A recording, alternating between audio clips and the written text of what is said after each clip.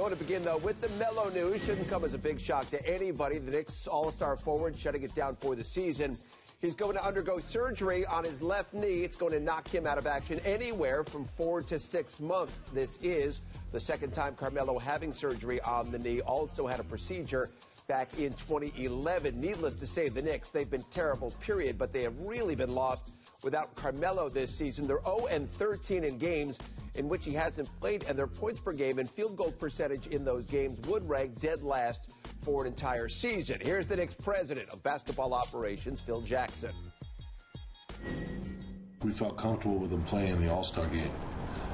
I had a meeting with him in London, when we were in London, and we discussed this process of having the surgery sooner than later, because we know that the process can take some time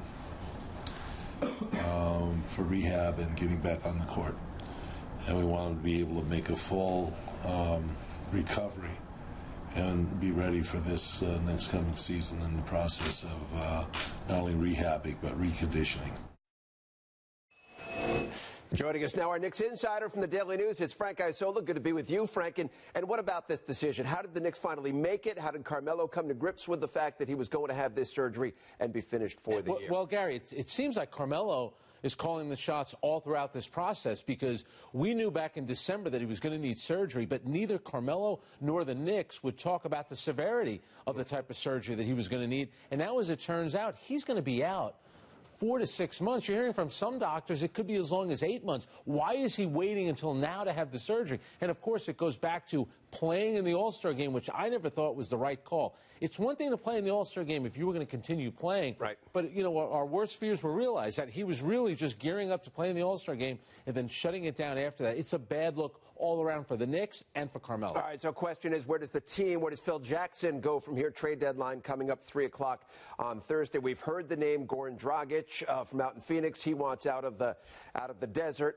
Is he on the Knicks' radar? Is that a potential deal? Well, he's definitely on their radar, and it's somebody that they could obviously use. Do they have the assets to get him? I'm not so sure about that. The one thing you have to remember about Goran Dragic, he plays for the Phoenix Suns. The GM there is Ryan McDonough. He came up through the Boston Celtics organization. He worked for Danny Ainge. The Celtics want Goran Dragic. And also another Celtic, Larry Bird, who now runs the Indiana Pacers. They want Goran Dragic. I have a feeling that if he gets traded, he'll end up on one of those teams, because that Celtic blood, as you know, Gary, it runs pretty deep. It runs very deep, but it's very thick and very green. Yeah. When it comes to the draft now, the Knicks begin the second half with the worst record in the NBA. So you start to think, okay, the ping pong balls, are we going to end up with Jahlil Okafor? Are they thinking that way? Should they be thinking that way? Well, I think now they obviously are.